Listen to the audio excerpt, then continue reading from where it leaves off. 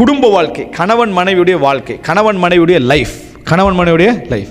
உண்மையிலே கணவன் மனைவியுடைய வாழ்க்கை என்றது சொல்லப்போனால் ரகசியங்களுடைய பரிமாற்றம்.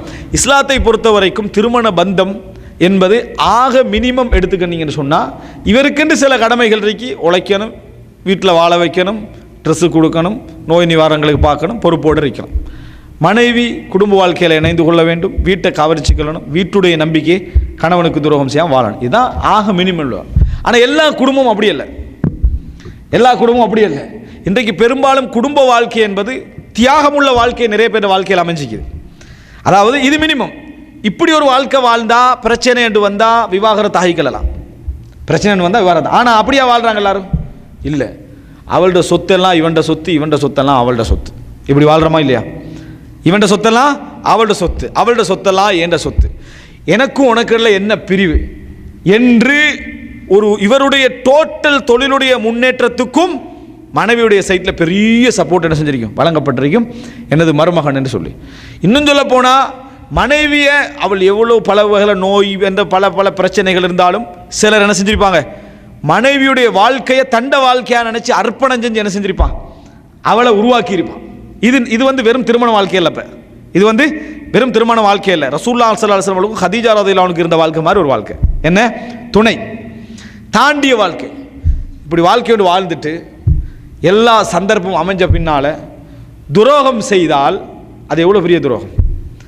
எப்படி சொத்தை எடுத்து எல்லாம் முன்னேறிட்டு வெளிநாட்டுக்கு ஓடிடுறது. அதுக்கப்புறம் அங்கே ஒரு ஃபோனும் இல்லை, ஒரு செய்தியும் இல்லை, எதுவும் இல்லை. கேள்விப்படும் என்ன, வேற என்னமோ கல்யாணம் முடிச்சு வாழ்ந்துட்டிக்கிறான், வேற எங்கேயோ கல்யாணம் முடிச்சுட்டு வாழ்ந்துக்கிறான். யார் இல்லை, மனைவியோட எந்த தொடர்பும் இல்லை, மனைவியோட சொத்துக்கு எந்த விளக்கமும் இல்லை, அவங்க உருவாக்கினதுக்கு எந்த இதுவும் இல்லை, சிம்பிளாக முடிச்சுட்டு இருந்துட்டிக்கிறான். கேட்டால் என்ன சொல்கிறான்டா, அவள் வந்து ஒரு குவாலிட்டி இல்லாத மனைவி, குவாலிட்டி இல்லாத ஒரு மனைவி என்றா சொத்தை தூக்கிட்டு ஓடலாமா? அப்போ நீ நல்ல குவாலிட்டியோ? அது நீ சொல்கிறத பார்த்தா யாராவது மோசமாக இருந்தால் எல்லாத்தையும் அடிச்சு பிடிச்சி ஓடினா நல்ல பண்பு மாதிரி என்ன செய்யுது காட்டுறாய். இப்படி சொல்கிறவங்க இருக்கிறாங்களா இல்லையா? இருக்கிறாங்க.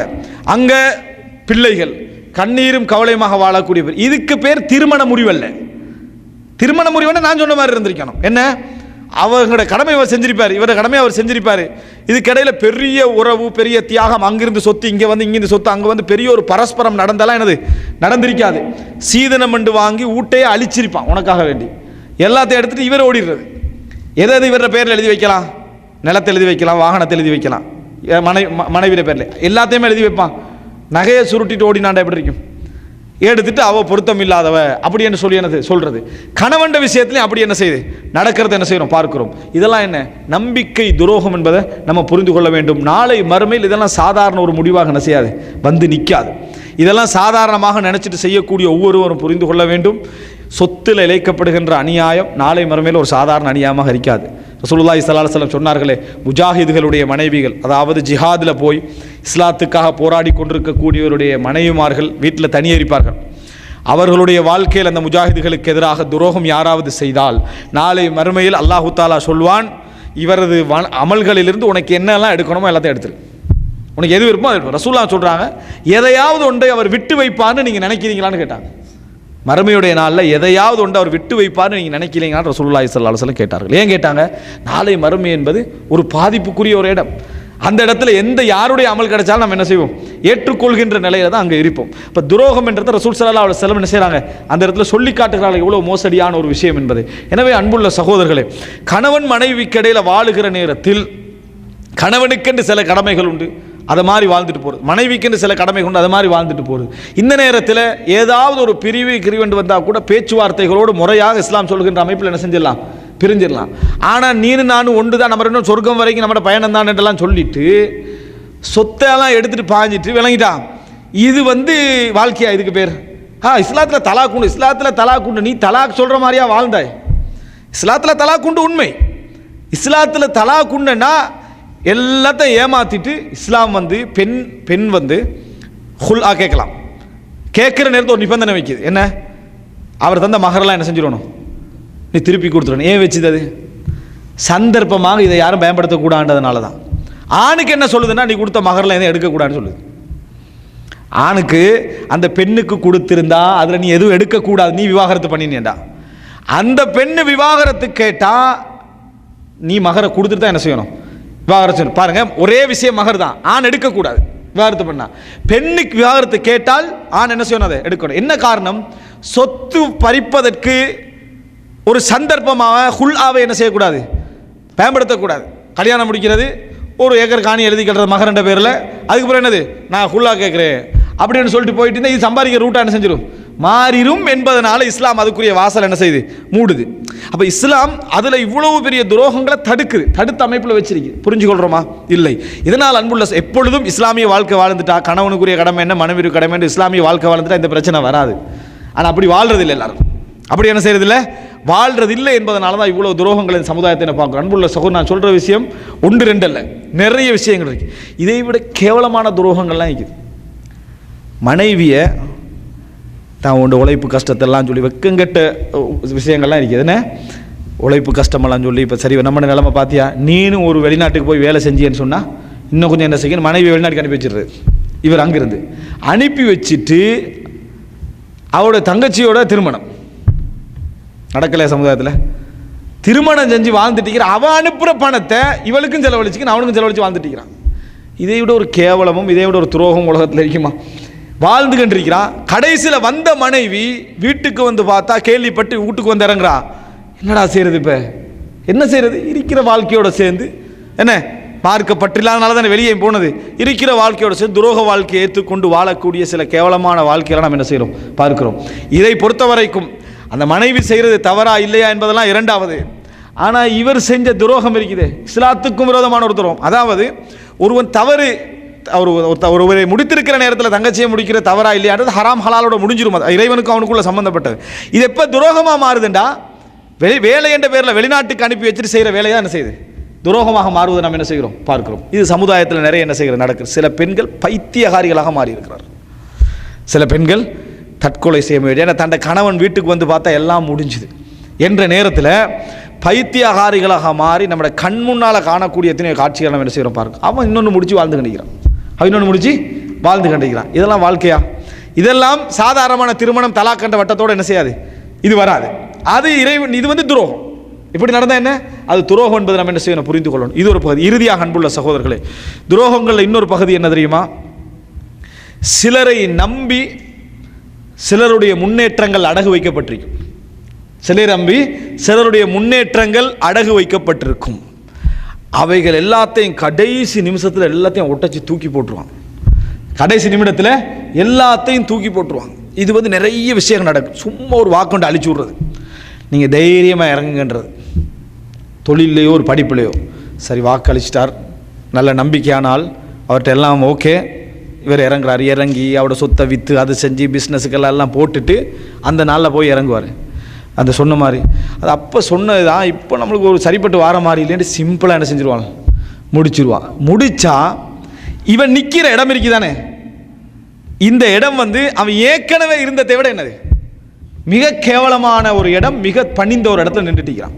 வீடை வித்திருப்பான், வணங்கிட்டா சொத்துக்கெல்லாம் விற்று இறமிக்கிப்பான். ஒரு ஏதாவது ஒன்றில் போட்டு முன்னேறணும். அவர் சொன்ன வாக்கை நம்பி ஒன்றா ரசூல் ஸல்லல்லாஹு அலைஹி வஸல்லம் சொன்னாங்க, அதாவது மிக மோசமான பாவங்களில் ஒன்றுதான் அன் துஹத்திஸ அஹாக்க, உன் சகோதரனோடு நீ பேசுவது, வஹுவ லக முஸத்திக் வ அன்த லஹு காதிப், வஹுவ லக முஸத்திக் வ அன்த லஹு காதிப், அவன் உன்னை உண்மைப்படுத்தி கொண்டிருக்கிற நிலையில் நீ பொய்யனாக இருப்பது மிகப்பெரிய மோசடியில் உண்டு. ஏன், அவனே உண்மை, நீ பேசுறதெல்லாம் உண்மையை நினைச்சு நம்பிக்கண்டிக்கிறான். ஆனால் நீ என்ன செய்கிறாய், பொய்ய தைரியமாக பேசுகிறாய். இதில் இன்னொரு பகுதியும் உண்டு. அதாவது இன்றைக்கு இந்த அமானிதத்தை யாருமே கணக்கெடுக்கிறது இல்லை. பெரிய பெரிய மேட்டர்கள் எல்லாம் சர்வ சாதாரணமாக பேசிக்கண்டிக்கிறான். ஒருத்த வந்து கேட்குறான், நமக்கு வந்து ஹார்ட்டில் ஒரு பிரச்சனை உண்டு, அப்படியா, அது நீங்கள் என்ன செய்யுங்கன்னு சொன்னால் அப்படியே தட தட தடன்னு ஒரு 10 கைடை கொடுத்துட்றான். பேப்பரில் வாய்ச்சது, இன்டர்நெட்டில் வந்தது, ஃபேஸ்புக்கில் வந்ததெல்லாம் கொடுத்துட்றான். ஆனால் உங்களுடைய அறிவையும் உங்களோட தரத்தை வச்சு அவன் என்ன நினைக்கிறான்டா, நம்ம செய்ய வேண்டிய ஒரு விஷயந்தான் அப்படின்னு நினைக்கிறான். நாளைக்கு அவனோட வாழ்க்கையை அழிக்கக்கூடிய சப்ஜெக்டாக அது என்ன செய்யுது, மாறுது. மிகப்பெரிய துரோகம் இது. என்னது மிகப்பெரிய துரோகம்? ஜஹல். அதாவது அறியாமை மூலம் ஒரு சமுதாயத்தை என்ன செய்யறது. அல் முஸ்தஷார முஅ்தமன், ஆலோசனை கேட்கப்படுகின்றவர் அமானிதம் ஒப்படைக்கப்பட்டவர். நாங்கள் சொல்லலாம், ஆலோசனை கேட்கப்படுகின்றவர் அமானிதம் ஒப்படை. உனக்கு துறையாது, உன்ட தகசுதா உன்ட குடும்பத்துக்கு நீ இதை அப்ளை பண்ணுவியா? இப்படி பிரச்சனை வந்தால் உன்னை மனைவிக்கு உன்ட பிள்ளைங்க அதை அப்ளை பண்ணுவியா? இந்த பேப்பரில் வந்ததை வச்சு தான் நீ செயல்படுவியா, வேறு ஏதாவது செய்வியா? அப்போ அதை இன்னொருத்தருக்கு நீ சொல்லி கண்டிக்கிற அவன் பெரிய ஆலோசனை நினச்சி போகிறான். சின்ன விஷயம் மாதிரி பேசிடுறது. உன்ட தகசுசா, அது உன்ட துறையா? சாதாரணமாக நம்ம ஒரு விஷயத்துக்கு பேசிட்டு வேற ஒருத்த ஆலோசனை உன்ட்ட கேட்குறான். கேட்குற நேரத்தில் எல்லாருக்கு முந்தி நம்ம ஒரு தீர்ப்பை சொல்லி அதை நம்பி அவனோட வாழ்க்கை கெட்டு போகுமாக இருந்தால், ரசூல் ஸல்லல்லாஹு அலைஹி வஸல்லம் சொன்னார்களே, ஒரு சஹாபி அவர் தலை வெடிச்சு ரத்தம் வந்துட்டு, அப்போ அவரை வந்து என்ன செய்கிறாங்க, இப்போ அவர் கடமையான குளிப்பிடிக்கிறார், நான் இப்போ என்ன செய்கிறேன்னு அவர்கிட்ட கேட்குறாங்க. ஒரு சாப்பிட்டு குளிச்சு தான் நாங்கள் வேறு வழி இல்லைன்ட்டாங்க. அவர் குளிச்சிட்டார். குளிச்சா என்ன, தலையில் வெடிப்பட்டு அவர் மவுத் ஆகிட்டார். ரசூல் ஸல்லல்லாஹு அலைஹி வஸல்லம் அவங்கள்ட்ட கொண்டு வராங்க. ரசூல் ஸல்லல்லாஹு அலைஹி வஸல்லம் சொன்னாங்க, அதாவது கத்தல் தும் சாஹிபக்கும், தோழரை கொன்று விட்டீர்கள் ரசூல் ஸல்லல்லாஹு அலைஹி வஸல்லம். இன்னமா ஷிஃபா உல் ஐ அஸ்ஸுஆல், அதாவது அறியாமைக்குரிய மருந்து வந்து கேட்கிறது. இப்படி ஒரு வேலையை நீங்கள் என்ன செஞ்சிட்டீங்களே ரசூலுல்லாஹி ஸல்லல்லாஹு அலைஹி வஸல்லம் அவர்கள் கத்தல் தும் கொன்று விட்டீர்கள் என்று ரசூலுல்லாஹ் சொன்னதை பார்க்குறோம். உண்மையிலேயே அவர்கள் தவறு தான் விட்டாங்க. ஆனால் ரசூலுல்லாஹ் கொலையோடு என்ன செஞ்சாங்க, அதை சம்மந்தப்படுத்தின. ஏன் கேட்கல, விளக்கம் கேட்கல. ஒரு மரணத்துக்கான ஒரு நிலைமை என்ன செஞ்சது ஆகுவதை பார்க்கிறோம். இது ஒரு மிக முக்கியமான ஒரு பகுதி. நினைச்ச மாதிரி வாயில வாரத்தை என்ன செய்யறது, சொல்லி விடுறது. இதே மாதிரி ஒரு பகுதி தான் இந்த வாக்குகள். வாக்குகளை நம்பி எத்தனையோ பேர் பிள்ளைகளை கொண்டு போய் என்ன செய்வாங்க தெரியுமா? உங்களோட பிள்ளைய நீங்கள் வைத்தியத்துறையில் படிக்க வைங்க, சமுதாயத்துக்கு டாக்டர்ஸ் மார்த்தே வேண்டி இறக்கி விட்டுருவாங்க. விளங்கிட்டா? அவர் வந்து ஒரு மாய வீட்டை கிட்ட விற்று ஒரு 10 லட்சம் ரெடி பண்ணியிருப்பார். ஏதாவது இன்னொரு 15 லட்சம் உண்டு. நீ என்ன சொல்லணும், எனக்கு அந்த அளவுக்கான வசதி இல்லை. அல்லாஹ் அவனை குற்றமே பிடிக்க மாட்டான். அந்த அளவுக்கான வசதி இல்லை, நீங்கள் பார்த்து என்ன செய்யுங்க, ஒரு முயற்சி எடுங்கன்னு சொல்லலாம், ஒரு ஆர்வம் ஊட்டலாம். ஒன்றும் யோசிக்காதீங்கன்றது, ஒன்றும் யோசிக்காதீங்கன்ட்டு அவனுக்கு யோசிக்கிறதுக்கு மாதிரி எதுவும் இல்லைன்னா பரவாயில்ல. ஒன்றும் யோசிக்காதீங்கன்னு நடக்கடலில் இறக்கி விட்டுட்டு இன்னமும் ஒன்றும் யோசிக்காது, எப்படிடா நான் யோசிக்காமிக்கிறது? ஒன்றும் யோசிக்காதீங்க, இறங்கி ஊட்ட விற்று அதை விற்று நடுவில் நம்மளோட சிச்சுவேஷன் மிச்சம் மோசமாகிக்குது அப்படின்ற இடையில கைவிட்டால் அவனுடைய லைஃப், அவன் புள்ள வந்து வைத்தியத்துறையில் படிக்கிறது ரெண்டாவது, அவனோட லைஃப் பிடிக்கும். அவனோட சொந்த வீடு திருப்பி என்ன செய்யாது, அவனுக்கு வர முடியாத ஒரு நிலைமையில் இருக்குது. இப்படி துரோகம் இந்த சமுதாயத்தில் நடக்கலையா? எடுத்து சும்மா ஒரு வசனத்துக்கு போட்டுடுறது, அல்லது எல்லாருக்கும் முன்கால கேட்கறதுக்கான ஒரு வாக்கை அழிச்சு விட்றது. திடீர்னு ஏதாவது பப்ளிக்கான ஒரு நிகழ்ச்சி வச்சா வாக்கை பார்க்கணுமே, நினைட்டா நான் ரெடி ஆகிக்கிறேன், அதுக்கெல்லாம் வாக்கெல்லாம் அழிச்சு விட்றது. தனியாக போனோன்னே எங்களுக்கு வேறு வேலை இல்லையான்னு கேட்குறது. விளங்கிட்டா? எவ்வளோ பிரச்சனை நம்ம உட்காந்துட்டு இருக்கிறோம், இதுக்காக இப்போ வேலை, நான் புறவு விசாரித்து பார்த்தேன்னு அதில் ஒரு பொய்யை வேறு என்ன செய்கிறேன் சொல்லிக்கிறேன். இஸ்லாம் வந்து என்ற அளவுக்கு வாக்கு அளிக்காமல் இருக்கு. விளங்கிட்டா? துரோகங்கள் நம்ம செய்ய வேண்டிய ஒரு அவசியம் இல்லை. இல்லையா உடனே எக்ஸ்கியூஸ் கேட்டுருங்க, அது ஏதோ ஒரு எக்ஸ்கியூஸ் கேட்டுருங்க. இந்த மாதிரி ஏதாவது என்ன செய்யலாம். ஆனால் இந்த மாதிரி நம்ப வைத்து எத்தனையோ பேருடைய கழுத்தறுக்கக்கூடியவர்களை நம்ம என்ன செய்கிறோம் பார்க்கிறோம். இஸ்லாமிய வரலாறும் கூட, கடைசியாக செய்து முடித்துக்கொள்ளும் சகோதரர்களே, இஸ்லாமிய வரலாறும் கூட ஒருவருடைய துரோகம் போதும் ஒரு மனிதனுடைய டோட்டல் லைஃபும் அட்டிப்பட்டு சுக்குநூறாகுவதற்கு.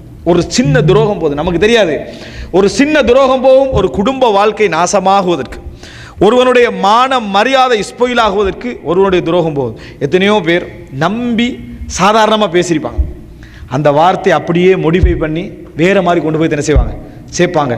கடைசியில் மக்கள் என்ன நினைக்கிறாங்கடா, இவர் அவரோட நெருக்கமாக பழகினவர் தானே, அப்போ இவர் சொல்றது உண்மைதான், இவர் சொல்றது உண்மைதான் மக்கள் உண்மைப்படுத்துறாங்க. கடைசியில் இவருடைய நிலை என்ன தெரியுமா, அதை விளங்கப்படுத்த வழி இல்லாமல் தடுமாறிக்கின்றிருப்பார். நான் அப்படி சொல்லலை, அவர் தான் சொல்றாரு, எப்படி நீங்கள் சொல்லலைன்னு சொல்லுவீங்கன்னா இவர் நிலைமை என்ன, எதுவுமே சொல்ல முடியாது. அந்த அளவுக்கான துரோகங்கள் உருவாக்கிறாங்க. இஸ்லாமிய வரலாற்றில் ஏற்பட்ட பிரிவுகளுக்கெல்லாம் என்ன, அதாவது ஒருத்தனுடைய அப்துல்லா இப்னு சபா ஒருவனுடைய துரோகத்தை நம்ம என்ன செய்கிறோம் பார்க்கிறோம். ரசூலுல்லாஹ் காலத்தில் முனாஃபிக்களோடு ஏற்பட்ட எல்லா பிரச்சனைக்கும் ஒரு உபை இப்னு சலூல் ஒத்தனுடைய துரோகத்தை என்ன செய்கிறோம் நம்ம பார்க்கிறோம். உமர் ரலியல்லாஹு அன்ஹுடைய கொலைக்கு பின்கால ஒரே ஒருத்தனுடைய துரோகம் அபூ லுஆ ஃபைரூஸ் இப்னு முல்ஜிமுடைய துரோகத்தை என்ன செய்கிறோம் பார்க்கிறோம். உஸ்மான் ரலியல்லாஹு அன்ஹு அலி ரலியல்லாஹு அன்ஹுக்கு பின்கால இருக்கிறதெல்லாம் என்ன, அப்துல்லா இப்னு சபாவுடைய துரோகத்தை பார்க்கிறோம். ஏன், அப்பாசிய ஹிலாஃபத் அல் முஸ்தாசிம் பில்லா முஹம்மது தாஹிர், அதாவது அப்பாசிய ஹிலாஃபத்துடைய டோட்டல் வீழ்ச்சி அடைந்து லட்ச மக்கள் கொலை செய்யப்படுவதற்கு ஒரே ஒருவருடைய துரோகம் காரணம் இப்னுல் அல்கமி என்ற அமைச்சர் தான். இப்னுல் அல்கமி என்ற அமைச்சர் தான் டோட்டல் சமுதாயமும் கீழே போய் விழுவதற்கு காரணம். ஒருத்தருடைய துரோகம் எவ்வளவு பெரிய மோசடி, அந்த டோட்டல் சமுதாயம் கீழே விழுந்து கடைசியில் ஹலீஃபா கொண்டு வரப்பட்டு வெட்டப்பட்டார். அப்படி நிலைமைக்கு கொண்டு வந்தான். ஆனால் அதை செஞ்ச ஹோலாக்கா, அதை செஞ்ச இப்னுல் அல்கமியா ஷியாக்கார் அழைச்சி ஹோலோக்கா என்ன சொன்னான் தெரியுமா, இவராக சப்போர்ட்டாக இருந்தது, டோட்டல் துரோகத்துக்கு சப்போர்ட்டாக இருந்தவர் யாரு, இந்த இப்னுல் அல்கமி என்ற ஷியா. அவருக்கு அழைச்சி யார், ஹோலோக்கா என்ன சொன்னான் தெரியுமா, அவன் தான் அதை அழிச்சது, சிங்கிஸ்கானுடைய மகன். அவன் சொல்கிறான் எல்லாத்தையும் முடிச்சுட்டு போய் ஒரு அமைச்சர் பதவி எதிர்பார்க்குறாரு யார்கிட்ட? ஹோலாக்காட்ட எல்லாம் முடிச்சாச்சு. சொந்த தலைவனுக்கு துரோகம் செஞ்ச நீ, கடைசி சொன்னான், சொந்த தலைவனுக்கு துரோகம் செஞ்ச உனக்கு நான் என்ன பதவி தரது? உனக்குரிய ஒரே முடிவு மரண தண்டனை தானே. மரண தண்டனை கொடுத்தான். துரோகத்துடைய இறுதி நிலை. ஏன்னா தாத்தாரியர்கள் புத்தியோடு இருந்தான். தாத்தாரியர்கள் கிறிஸ்தவன் கடிதம் எழுதுனான், முஸ்லீம்கள் அடிக்க நான் உதவி செய்கிறோம், ஒன்றையும் சேர்த்து அடிப்பேன்டா. அவனுக்கு கடிதம் என்ன? துரோகம் நம்ம நேரம் அடிச்சுட்டு போகிறது தான். விளங்கிட்டா? இந்த மாதிரி ஒரு குரூப் அவங்க என்ன செஞ்சாங்க? அல்லாஹ் நேர் வழியை கொடுத்து விட்டான். அல்லாஹ் தாலா நாளை முகலாயர்களாக மாறினது யாரு? இதனால் பரக்கத் கான் என்று சொல்லக்கூடிய நல்லவர்கள் உருவாகினது எல்லாவற்றுக்கும் மேலே நேர போனது. எனவே அன்புள்ள சகோதரர்களே, துரோகம்தான் வரலாற்று முடிச்சு. அப்துல் ஹமீத் உஸ்மானிய ஹலீஃபா கடைசி கால பகுதியில் அவரை எல்லா வகையிலையும் அசைச்சு பார்த்தாங்க. பலஸ்தீனுக்கு கொண்டு போய் 1990களில் 1900களில் யாரை கொண்டு போய் சேர்க்க? பலஸ்தீனுக்கு கொண்டு போய் முஹாஜிர்களாக இந்த யூதர்களை சேர்ப்பதற்கு எல்லாமெல்லாம் செஞ்சு பார்த்தார்.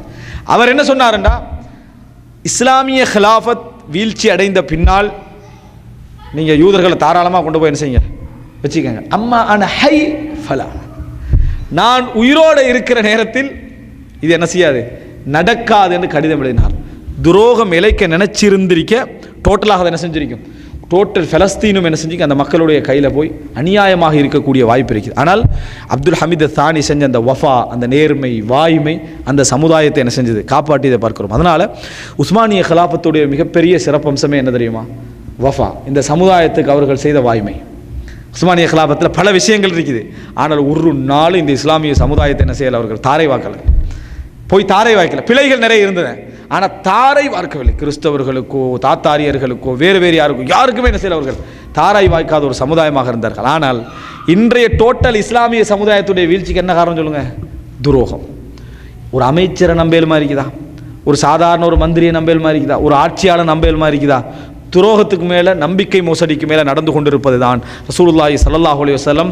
இதனால் தான் ரசூல் ஸல்லல்லாஹு அலைஹி வஸல்லம் சொன்னார்கள், நாளை மறுமையிலே இந்த உலகத்தில் ஒரு மனிதனுக்கு பொறுப்பு கொடுக்கப்பட்டு அதற்கு மோசடி செய்த நிலையில் மறுமையில் வருவான் என்றால் அவனுக்கு சொர்க்கத்தை அல்லாஹ் ஹராமாக்கி விட்டான்.